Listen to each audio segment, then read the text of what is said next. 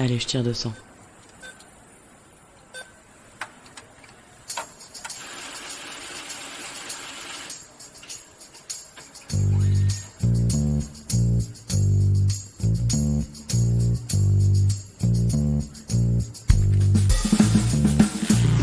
Fric, thune, Pognon, oseille, La moula. risby, salaire, honoraire, Prime.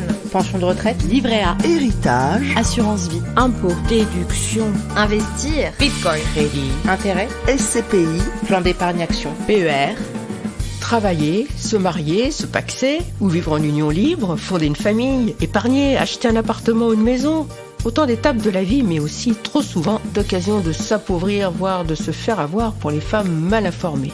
Mais il n'est jamais trop tard pour se poser les bonnes questions sur sa situation financière et sur son patrimoine actuel ou à venir. Et tant qu'il en est encore temps, mettre en place des stratégies d'épargne et d'investissement pour éviter de se réveiller un jour complètement fauché, voire spolié. Bien sûr, l'argent concerne les hommes comme les femmes. Mais dans ce podcast, nous allons poser un regard spécifique de femmes, de mères, de filles sur l'argent. On ne vous racontera pas pour la énième fois l'histoire de l'émancipation économique des femmes. Vous avez déjà lu partout que les femmes ont attendu 1965 pour avoir le droit d'avoir un chéquier à leur nom. En revanche, si ce que vous raconte votre banquier vous paraît obscur ou complexe, ce podcast est fait pour vous. On ne vous conseillera jamais d'acheter tel ou tel produit financier. On ne vous promettra pas non plus que vous pourrez prendre votre retraite à 35 ans fortune faite, mais nous vous aiderons à peser le pour et le contre avant de prendre une décision qui engage vos sous. Je suis Corinne Goldberger, journaliste. Tous les 15 jours, avec Thierry Oyon, auteur de Les filles osons parler d'argent, nous répondons avec pédagogie et sans tabou aux questions que se posent les femmes de toute génération sur leur argent, avec nos expertes et nos experts. Comme le dit souvent Thierry, pensez d'abord à votre peau. Alors maintenant qu'on s'est dit tout ça, parlons cash les filles. Dis-moi quel âge tu as et je te dirai à quel placement tu dois penser. C'est un adage que je viens d'inventer. Pourquoi ? En effet, que vous soyez une jeune active célibataire, ou une jeune maman, une quinca ou encore une retraitée, il y a des stratégies de placement pour chaque âge. À moins d'avoir reçu précocement un héritage ou une donation coup de pouce, la plupart des femmes partent généralement de pas grand-chose en entrant dans la vie active. On commence par épargner pour les vacances, puis pour acheter sa résidence principale, seule ou en couple. On met des sous de côté pour les études de ses enfants. On pense aussi à sa future retraite sur lesquelles pèsent de nombreuses incertitudes aujourd'hui. Et en voyant ses propres parents vieillir, on se pose forcément des questions sur notre propre avenir. Si on a la chance de vivre très longtemps, comment sera financée notre éventuelle dépendance ? Pour parler de l'épargne et des placements des femmes, quel que soit leur revenu ou leur épargne, et de leur relation avec leur banque tout au long de leur vie, nous souhaitions interviewer une directrice d'agence bancaire. Nous recevons donc aujourd'hui Inès Dagard, directrice d'agence chez BNP Paribas. Bonjour Inès. Bonjour à tous, bonjour à toutes. Merci d'intervenir dans notre podcast Argent, parlons cash les filles. Alors, parlons d'abord de ces jeunes femmes qui débutent leur vie professionnelle. Quels conseils d'épargne, de placement donneriez-vous à une célibataire à petit revenu qui veut commencer à épargner ? La réponse est simple pour moi, c'est le livret d'épargne populaire. Ce livret, en fait, aujourd'hui et depuis le 1er août 2022, est rémunéré à 4,60% net d'impôts. C'est un livret avec un plafond à 7 700 € et c'est un livret disponible à tout moment sur le même modèle que le livret A. Donc, si vous voulez, moi, c'est vraiment le placement aujourd'hui que je conseille à toutes ces femmes à faible revenu. Alors, bien sûr, il y a toujours des règles à cela. La règle sur le livret d'épargne populaire, c'est le revenu fiscal de référence à respecter qui doit normalement être environ inférieur à 20 000 € par an. Voilà, donc c'est à peu près la règle à respecter. Maintenant, j'invite toutes les femmes à se rapprocher de leur banque pour avoir ces renseignements-là. Donc, en ces temps d'inflation, à plus de 6%, le LEP, le livret d'épargne populaire, c'est encore l'épargne la mieux rémunérée, si on comprend bien, plus que le livret A, mais réservé effectivement aux petits revenus et avec un plafond très bas. Donc, dès que vous avez 7 700 € dans votre LEP, vous ne pouvez plus mettre un euro dessus, mais au moins les intérêts du livret, ils travaillent. Tout à fait. On va prendre l'exemple d'un livret d'épargne populaire plein au 1er janvier 2022. Vous aurez cumulé environ 238 € d'intérêt. D'accord. Alors, quel conseil donneriez-vous à ces jeunes femmes qui s'installent en couple, qui ont leur premier enfant? Alors, premier conseil que je donne à toutes les femmes, c'est de garder leur indépendance financière dans un premier temps. Voilà, moi, ma mère m'a élevée seule et ça a été vraiment le conseil qu'elle m'a donné tout au long de ma vie. Et aujourd'hui, vous voyez, j'en ai fait mon métier. Donc voilà, je conseille à toutes les femmes qui traversent, qui sont amenées parfois à traverser des périodes compliquées, un divorce avec souvent la garde des enfants. Et donc, elles doivent avoir une charge financière qui est quand même assez importante. Donc vraiment, les femmes, gardez votre indépendance financière. On ne le répétera jamais assez. Autre sujet souvent abordé, alors on parle placement, mais dans le placement et l'investissement, il y a aussi l'investissement dans l'immobilier. C'est souvent un sujet qui est abordé par les jeunes couples. On va parler souvent d'acquisition immobilière. C'est leur premier projet, leur premier grand projet. Mais vigilance sur ce sujet, puisque effectivement, quand vous allez acquérir un bien immobilier, il y a un ensemble de frais à prendre en compte, les frais d'acquisition immobilière, les frais de dossier de la banque, vous avez tout ce qui est frais de notaire aussi à prendre en compte. Et ça, il faut effectivement le constituer dans une épargne. Donc effectivement, il faut déjà arriver armé dans une banque pour justement asseoir son projet et être à l'aise après tout au long de sa vie quand on est propriétaire, puisqu'il arrive aussi souvent dans la vie d'un propriétaire d'avoir des travaux de ravalement avec des montants parfois très importants. Je vais vous donner l'exemple d'un client qui a justement fait l'acquisition d'un bien immobilier il y a 2 ans de cela. Très fier d'avoir pu faire son premier investissement immobilier et il se trouve qu'au bout de 2 ans, il a dû faire face à des travaux de ravalement pour un montant de 60 000 € et donc renoncer à cet appartement et le vendre précipitamment et avec une perte probable sur ce bien. Donc surtout, vigilance les femmes, vraiment, avant d'acquérir un bien immobilier, consultez votre banque, consultez votre conseiller, calculez votre capacité d'emprunt et constituez votre épargne pour vraiment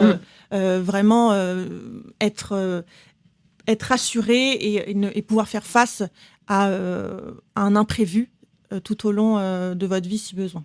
C'est affreux cette histoire de devoir revendre son appartement quasiment aussitôt acheté à cause d'un ravalement de façade. C'est vraiment horrible. Alors, donc, si je comprends bien aussi, on n'attend pas la signature du compromis de vente pour connaître sa capacité d'emprunt. On prend rendez-vous avec sa banque dès qu'on commence à penser projet d'achat de sa résidence principale. Tout à fait.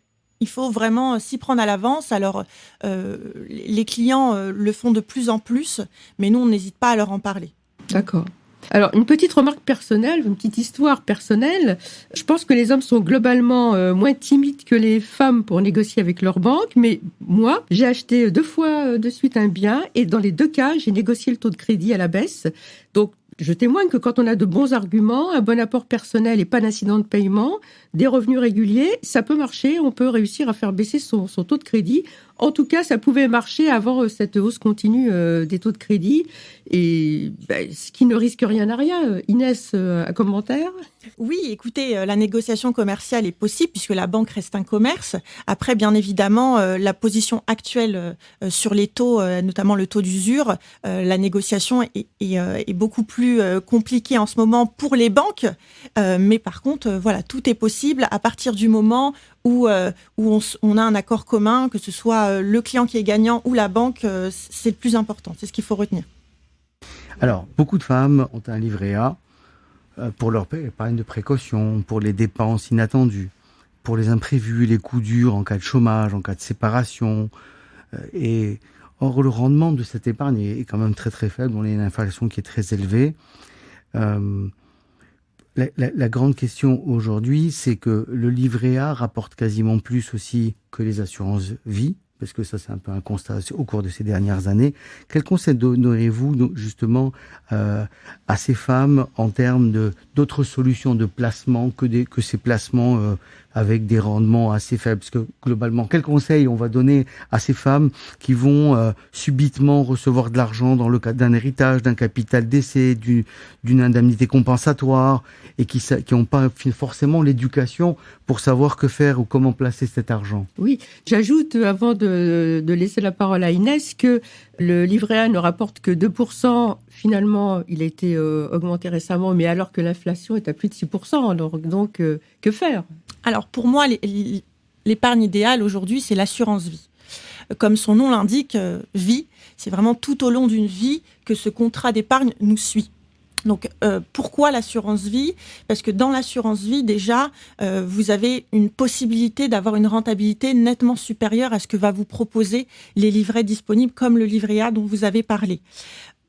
Aussi, l'assurance vie permet, en quelque sorte, d'avoir une certaine sécurité sur une partie de son capital via le fonds euro. On en parlera un peu plus tard si vous le souhaitez, mais ce fonds euro, ce fonds euro permet de limiter le risque et de sécuriser une partie de votre capital. Également, l'assurance vie est un produit d'épargne de transmission, puisque vous avez des avantages pour transmettre votre capital à vos bénéficiaires. Et d'ailleurs, vous pouvez choisir dans votre contrat d'assurance vie, vous pouvez nommer des bénéficiaires sur le contrat. Donc, pour moi, ce contrat permet beaucoup de choses, à la fois d'allier rentabilité, sécurité, transmission. Et je trouve qu'aujourd'hui, c'est vraiment le contrat d'épargne dont toutes les femmes doivent disposer. Mais alors, l'assurance vie, c'est une enveloppe. On peut y mettre des fonds en euros, des unités de compte. Inès, est-ce que vous pouvez nous expliquer ce qu'on peut mettre encore dans une assurance vie, donc dans cette enveloppe, et nous expliquer en particulier la différence entre les fonds euros et les unités de compte ? On aimerait bien comprendre. Alors, sur le fonds euro. Donc, le fonds euro, c'est un support simple parce qu'il est 100% sécurisé. Donc, aucun risque pour la cliente quand elle investit dans le fonds euro. Le taux de rendement servi en 2021 sur le fonds euro pour les contrats BNP Paribas était de l'ordre de 1,10%. Alors vous allez me dire, effectivement, 1,10% avec un livret A à 2%, c'est pas très intéressant. Et bien justement, c'est là où intervient le fonds, le support unité de compte. Parce que grâce à ce support-là, on va aller chercher de la rentabilité. Donc, c'est un support où, justement, vous êtes amené à investir dans des fonds à formule, dits à formule, et vous allez effectivement prendre un certain risque sur ce capital pour, justement, aller chercher de la rentabilité. Le vrai sujet, c'est de se dire, dans ce cas-là, je vais vous donner un exemple, vous investissez 20 000 euros, vous allez, par exemple, mettre 10 000 euros sur le fonds euro, parce que ce capital-là, vous voulez le sécuriser, et vous allez mettre 10 000 euros sur l'unité de compte, sur des fonds à formule, avec une certaine diversification que vous allez chercher avec votre conseiller, parce qu'il est là vraiment pour vous conseiller sur les différents types de fonds à formule qu'on vous propose. Et ces 10 000 euros-là, vous savez que vous n'en avez pas besoin pour au moins les 5, voire les 10 prochaines années. Et justement, sur le long terme, on va aller chercher de la rentabilité intéressante et nettement supérieure au livret A ou autres placements. Juste, est-ce que vous pouvez nous préciser en termes de protection du capital, la différence entre l'un et l'autre, c'est-à-dire le fonds euro et les unités de compte ? Alors, le fonds euro, comme je vous l'ai dit, aucun risque. Les unités de compte, effectivement, vous êtes sur les marchés financiers, donc probablement il y aura la fluctuation des marchés financiers, donc la fluctuation de votre capital. Donc, effectivement, vous prenez un risque de perte en capital sur la partie unité de compte. C'est pour ça qu'on conseille vivement aux clientes d'investir sur le long terme, sur ce support. Alors, il y a une question que je me pose souvent. Même en étant cadre, par exemple, même en gagnant très correctement leur vie, les femmes pensent souvent qu'elles gagnent trop peu, qu'elles ne sont pas légitimes pour investir toutes seules en bourse. Est-ce que vous pouvez nous dire, Inès, à partir de quelle somme on peut demander à sa banque d'investir pour nous en bourse ?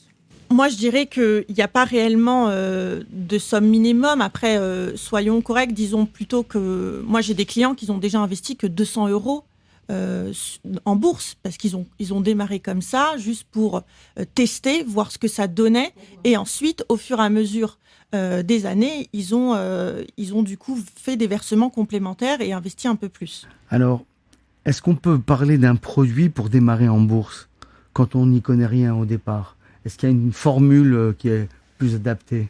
Alors déjà, je pense qu'il est important de citer les 3 produits d'épargne liés à la bourse. On a le plan d'épargne action, le plan d'épargne action PME, donc petites et moyennes entreprises, et le compte titre. Si vous êtes d'accord, je vous propose de présenter un produit, le plan d'épargne en action, puisque je pense que c'est celui qui est le plus aujourd'hui le plus utilisé par nos clients. Mmh.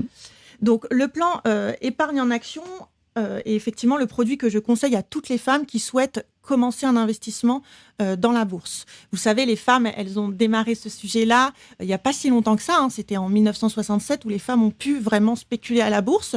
Donc effectivement, moi, personnellement, je souhaite vraiment que ces femmes-là apprennent et prennent le pli sur ce domaine-là parce que c'est vraiment un vrai enjeu et un potentiel de rendement potentiellement très important. Donc, en quelques mots, le plan épargne en action. Vous pouvez investir uniquement, comme son nom l'indique, en actions françaises et européennes. Vous avez un plafond qui est de 150 000 euros, donc assez large quand même le plafond, et vous pouvez faire des versements programmés dessus, mais ce n'est pas obligatoire. Par exemple, on se dit, je mets 100 euros, 200 euros tous les mois. Voilà, exactement. Mhm. Et en fait, dans votre plan épargne en action, vous avez ce qu'on appelle 2 enveloppes. Vous avez l'enveloppe espèces et vous avez l'enveloppe d'action, justement, d'investissement. Dès lors que vous restez dans votre PEA, vous n'avez pas de fiscalité. Ça veut dire, je vous donne un exemple, vous investissez sur votre PEA 200 euros, on va rester sur nos 200 euros, je les mets sur mon enveloppe espèces. J'ai l'envie d'acheter des actions à pur hasard, BNP Paribas. Je vais justement investir dans mon enveloppe actions et acheter ces valeurs. À un moment donné, je suis en plus-value, c'est-à-dire qu'effectivement, l'action, je l'ai achetée une trentaine d'euros et aujourd'hui, elle est à 53 euros. Et bien là, je suis en plus-value. Je gagne de l'argent et là, je vais vendre ma valeur et elle va transférer automatiquement vers l'enveloppe espèces. D'accord ? À partir de là, je ne paye pas de fiscalité. Ce que je pourrais ensuite faire, c'est, grâce à cette plus-value-là, réinvestir encore indéfiniment, justement, sur cette enveloppe action. Donc finalement, quand on reste dans notre PEA, on n'a pas de fiscalité. Le vrai sujet du plan épargne en action, c'est que si vous souhaitez clôturer votre plan épargne en action parce que vous avez besoin de l'argent avant 5 ans, alors là, effectivement, tout retrait entraîne la clôture et vous avez de la fiscalité qui est de 30%. Voilà. Ensuite, après 5 ans, c'est pour ça qu'on dit souvent et qu'on conseille souvent que quand une femme veut investir dans un plan épargne en action, il faut qu'elle se donne un délai supérieur à 5 ans.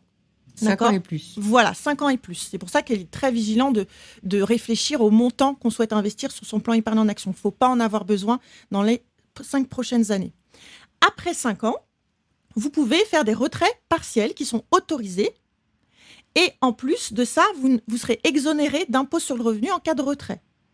Attention, vous n'êtes par contre pas dédouané des prélèvements sociaux. Prélèvements sociaux qui sont de 17,2% aujourd'hui. Mais je me demandais, est-ce que les femmes qui font des placements dans un PEA, par exemple, est-ce qu'elles sont assez informées, est-ce qu'elles comprennent bien qu'un PEA, ça présente un risque de perte en capital ? On le leur explique bien ou... Alors ça, c'est le devoir de la banque et du conseiller, effectivement, notre devoir de conseil et d'information, d'indiquer aux clientes la partie de risque qu'elle prend à partir du moment où elle investit sur un plan d'épargne en action. Donc ça, toutes les banques le feront, c'est notre devoir. Et en tout cas, on entend les klaxons, les motos, on sait qu'on est bien au cœur de Paris. Alors, question, est-ce qu'on peut, avec l'aide de sa banque, choisir soi-même les actions qu'on veut acheter ? Est-ce que, par exemple, il y a des femmes qui disent je veux investir dans des entreprises qui me plaisent, comme, alors je donne un exemple comme ça, comme Instagram, j'adore Instagram, je veux investir dans Instagram, ou alors qui vous disent je veux investir dans des entreprises qui, à mon avis, je me base sur mon bon sens, vont cartonner parce que, par exemple, l'énergie devient de plus en plus chère. Donc moi, je veux investir dans les éoliennes, les pompes à chaleur, les poêles à granulés. Ou encore, est-ce qu'il y a des femmes qui vous disent moi, je veux investir dans des femmes qui ont la fibre verte, la fibre écolo, et qui vous disent moi, je veux investir dans des entreprises qui ont un impact sur l'environnement, le réchauffement climatique, le recyclage ? Alors, juste pour préciser le sujet, aujourd'hui, que ce soit sur une assurance vie ou d'autres placements long terme, BNP Paribas et toutes les banques aujourd'hui proposent ce qu'on appelle des fonds à formule. C'est-à-dire qu'on ne va pas vous proposer d'investir dans Instagram ou dans un domaine précis, mais en fait, on va vous proposer un fonds à formule avec une thématique générale. D'accord. Donc effectivement, je vais prendre l'exemple de tout ce qui est socialement responsable. Vous le savez aujourd'hui, depuis le mois d'août 2022, en fait, la réglementation impose à toutes les banques effectivement de recueillir les préférences de nos clients en matière d'investissement durable et responsable. Et donc, nous avons des fonds à formule dédiés sur ce sujet-là. Donc bien sûr, toutes les clientes, je leur propose d'en parler à leurs conseillers et je les incite d'ailleurs à le faire. Il y a une demande des clientes pour ce type de produit. Oui, il y a une demande. Totalement. Les femmes, c'est ce qu'elles demandent. Alors, les femmes, effectivement, sont en demande sur ce type de thématique. C'est pour ça qu'effectivement, nous, on a des thématiques dédiées sur ce sujet-là. Alors, quand on pense action, on pense d'abord au cours de l'action, au rendement de l'action, la rentabilité, mais plus rarement des frais, des impôts. Est-ce que les femmes se rendent compte que les revenus de chaque placement sont soumis à des prélèvements sociaux ? Alors, effectivement, j'ai beaucoup de femmes qui posent la question en rendez-vous sur leur épargne. Dès qu'on va proposer un placement, la question phare qui revient systématiquement, c'est et la fiscalité. Donc, bien évidemment que les femmes en ont conscience et justement, je pense que c'est un sujet qui les inquiète un peu. Donc, nous, on est là pour y répondre et de toute façon, même si elles n'évoquent pas le sujet, encore une fois, c'est dans notre devoir de conseil et d'information qu'on doit leur détailler la fiscalité. Par contre, ce qui est important de dire aussi, c'est que la fiscalité, elle a tendance à changer. Donc, voilà, vigilance aussi sur ce sujet-là, de toujours se tenir informé des actualités et des changements liés à la fiscalité. À quel âge faut-il, Inès, selon vous, commencer à penser à sa future retraite et quels conseils de placement peut-on donner à celles qui nous écoutent là et qui se disent il faut que je pense à ma retraite, mais j'ai commencé à travailler trop tard ou j'ai eu une carrière hachée ou j'ai eu des salaires trop faibles pour avoir une retraite correcte un jour à 62, 64, 65 ans, selon ce que l'avenir nous réserve. Alors, pour moi, il n'y a pas d'âge minimum. Dès qu'on a 18 ans, on peut y penser. Maintenant, déjà. C'est vrai. Oui, on peut y penser déjà. Maintenant, il est vrai qu'à 18 ans, c'est très rare qu'un jeune vienne me voir pour me parler retraite. Mais pour autant, nous, globalement, on en parle quand une cliente a entre 40 et 50 ans, parce qu'on trouve que c'est si en tout cas, il n'y a pas pensé, nous, notre devoir, c'est de lui en parler entre 40 et 50 ans. Voilà. Le conseil que je peux donner sur ce sujet-là, c'est effectivement de proposer le plan épargne retraite. Le plan épargne retraite, c'est un placement, comme son l'indique, dédié justement à la préparation de la retraite. Il a un avantage fiscal. C'est ce qu'il faut retenir pour toutes les femmes. Il a un réel avantage fiscal, c'est-à-dire qu'aujourd'hui, quand vous allez épargner sur votre plan épargne retraite, vous allez pouvoir déduire ces versements que vous faites de votre revenu brut global au niveau de l'imposition. Donc, c'est vraiment un réel avantage qui va vous suivre tout au long de votre vie et c'est important d'en parler à votre conseiller pour définir ensemble le montant des versements que vous allez allouer à votre plan épargne retraite et voir tout de suite quel sera l'impact fiscal réel de l'année en cours en fonction des versements que vous allez faire. Ensuite, le plan épargne retraite, il offre 2 sorties possibles au moment de la retraite. Donc aujourd'hui, l'âge de la retraite, c'est 62 ans. Et au moment de la retraite, vous allez donc pouvoir sortir soit en rente viagère, soit en capital. Alors, la différence entre les deux ? Alors, la différence entre les deux, elle est purement fiscale, tout simplement, puisque la rente viagère, elle va s'intégrer au niveau de votre fiscalité dans les pensions de retraite. Si vous sortez en capital, là, la fiscalité va être différente. Elle sera liée à votre taux marginal d'imposition.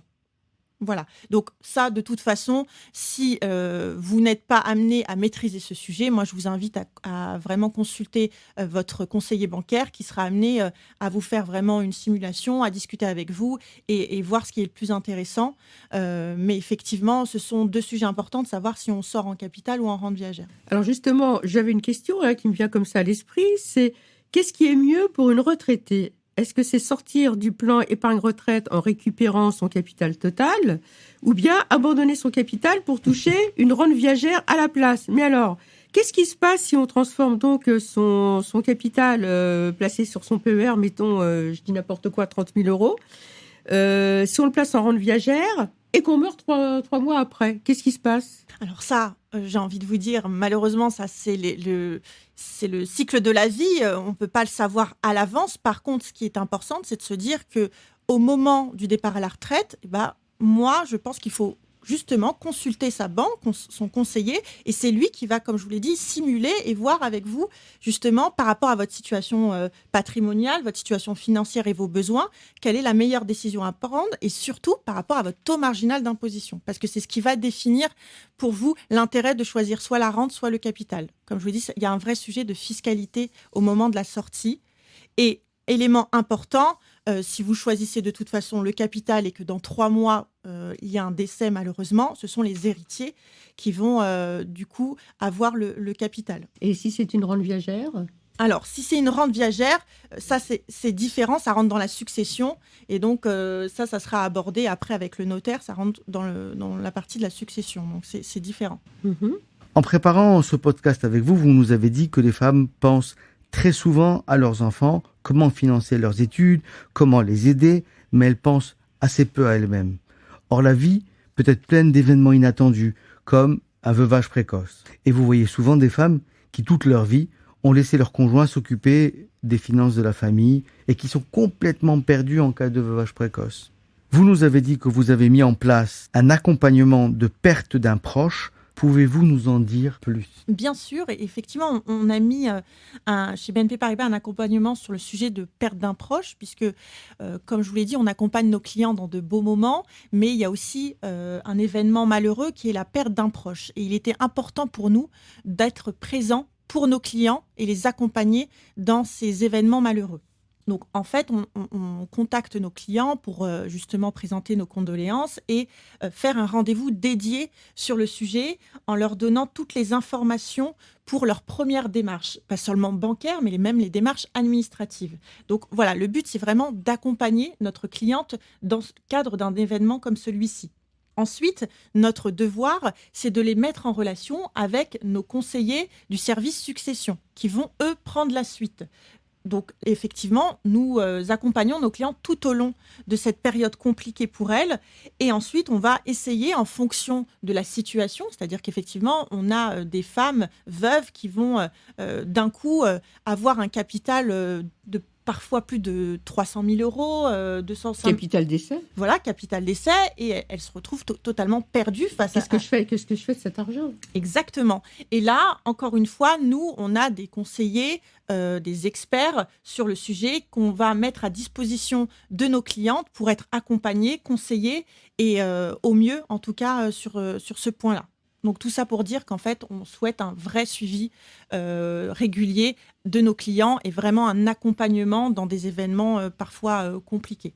Vous en voyez souvent de ces femmes qui, par exemple, viennent de perdre leur conjoint et qui vous disent je ne m'occupais absolument pas des finances du couple, je suis complètement perdue, je n'y connais rien. Totalement, oui, totalement. Alors, c'est plutôt une génération de femmes au-delà de 50 ans où on a effectivement ce ressenti-là, ces retours-là. Je pense aussi que c'est l'histoire qui veut ça, puisque voilà.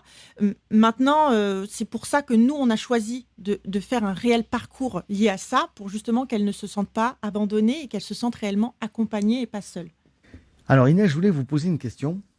Imaginons qu'une jeune femme, experte dans son domaine, vienne et vous dise, voilà, soit j'ai reçu en donation, soit j'ai vendu des actions de la start-up dans laquelle j'étais, soit pour des diverses raisons, j'ai 100 000 euros de capital et j'ai besoin que vous m'aidiez à en faire quelque chose de positif dans ma vie, mais je n'ai pas de compétences sur les sujets d'argent, donc aidez-moi. Mais surtout, je sais qu'il faut lire les contrats et ainsi de suite, donc comment est-ce qu'on va faire ensemble pour travailler ? Alors, première chose, on va faire comme si justement vous étiez cette cliente que je reçois et je vais vous expliquer un peu tout le déroulé de l'entretien. Alors, vous recevez effectivement un capital de 100 000 euros. Premier conseil que je donne à toutes les femmes, pensez à diversifier. C'est-à-dire que ne mettez pas 100 000 euros sur cette assurance vie, ne mettez pas 100 000 euros si vous êtes proche de la retraite sur ce PER. Il faut diversifier. On ne met pas tous ses œufs dans le même panier. Exactement. Alors, ensuite, ce qu'on fait dans la banque, dans toutes les banques aujourd'hui, c'est qu'on va faire ce qu'on appelle un profilage. Je vous explique. C'est qu'en fait, on va vous poser des questions, on va déterminer ce qu'on appelle un profil financier, on va vous poser des questions sur votre situation patrimoniale, sur votre situation financière, pour justement permettre de vous conseiller par rapport à ça, à votre situation patrimoniale et financière. On va vous demander quels sont vos revenus, quelles sont vos charges, est-ce que vous avez des biens immobiliers. Voilà, tout ça, c'est réglementaire.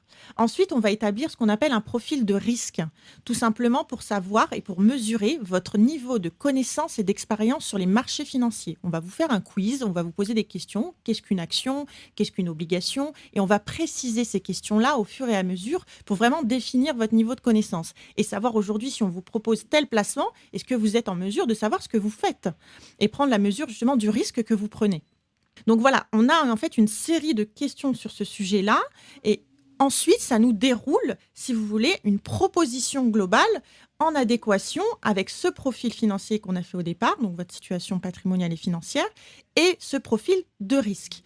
Et donc, on vous fait cette proposition en adéquation avec vos besoins, vos projets. Et après, à vous, bien évidemment, de prendre votre décision. Ça reste encore la décision de la cliente. Mais voilà, on vous remet ces éléments-là entre les mains et on vous laisse quand même un délai de réflexion pour prendre connaissance de tout cela et de se revoir pour prendre la décision de ce qu'on fait et quelle répartition on fait sur ces 100 000 euros. Donc moi, toujours, les questions que je pose en début d'entretien, c'est quels sont vos projets à court, moyen, long terme ? Je laisse toujours une enveloppe disponible à la disposition de la cliente pour les imprévus. Donc, il faut penser toujours à garder des livrets avec de l'argent disponible à tout moment. Et sur ces 100 000 euros, peut-être au moins 50%, peut-être sur une assurance vie, avec justement des investissements socialement responsables si vous le souhaitez, ou en fonds euros une partie si vous souhaitez aussi de la sécurité. Voilà, tout est possible. Ce qu'il faut, c'est comprendre et nous, en tant que banquier, s'assurer que notre client comprend ce qu'on lui dit. À partir de là où on se dit que notre client a compris et que lui, par la reformulation qu'on lui fait, nous dit qu'il a toute connaissance de ce qu'on lui a expliqué, là, on peut concrétiser les choses avec lui. Mais bien évidemment, un rendez-vous ne peut ne pas suffire à concrétiser les choses. Ça prend du temps, ça prend de la réflexion et le client a tout le temps pour y réfléchir. Alors, vous parliez d'un quiz tout à l'heure. Par exemple, quelle est la différence entre une action et une obligation ? Des choses comme ça. Vous avez d'autres exemples de quiz pour que nos auditrices, éventuellement, elles se posent déjà la question, est-ce que je saurais répondre ou pas ? En fait, ce qu'il faut dire, c'est que le quiz en question, c'est un quiz réglementaire. Tout à fait. Donc, il est déjà formaté par le législateur d'un point de vue juridique. Alors, qu'est-ce qu'il y a dans ce quiz, par exemple ? Alors, je ne pourrais pas vous apporter toute la précision des questions, car je ne les ai pas toutes en tête. Pour autant, vous avez des questions qui concernent tout simplement les marchés financiers. Donc, c'est la réglementation AMF, et donc vous devez répondre à toutes ces questions-là. Vous avez le choix entre « oui, je sais »,« non, je ne sais pas », ou alors « j'en ai aucune idée ». C'est-à-dire, vous me posez une question, je ne sais pas vous répondre. Et voilà, vous avez une quinzaine de questions à peu près, je pense, sur ce sujet-là. Ce questionnaire réglementaire qui a été fabriqué par l'AMF est destiné aux professionnels pour comprendre, ou en tout cas pour accompagner le professionnel dans la compréhension des objectifs du client qui, bien souvent, rencontre un professionnel de la banque et ne sait pas exprimer correctement ses objectifs. Ou alors arrive avec des objectifs qui sont divergents. Tout à fait. C'est bon à savoir. Hein. On a eu beaucoup de clients après la crise de 2008 qui ont eu pas mal de pertes. Et justement, lié à ça, notre profilage aujourd'hui effectué par toutes les banques est justement là pour protéger à la fois notre client et protéger aussi la banque sur les conseils qu'elle peut apporter à son client. C'est bon à savoir. Et c'est la fin de cet épisode sur les relations des femmes avec leur banque quand il s'agit d'épargner ou d'investir. Inès, merci d'avoir été avec nous tout au long de cet épisode. Merci à vous. Merci aussi à nos auditrices et à nos auditeurs. Il y en a aussi sans doute qui nous écoutent en ce moment même. On espère que vous avez appris plein de choses sur les fonds euros, les unités de compte dans l'assurance vie, le PEL, le PEA, le PER, et que ça va vous armer pour placer vos sous le mieux possible. Et si cet épisode vous a plu, n'hésitez pas à le partager à partir de votre appli Spotify, Apple Podcast ou Deezer, entre autres, abonnez-vous à notre podcast. N'hésitez pas à nous laisser des commentaires et des étoiles.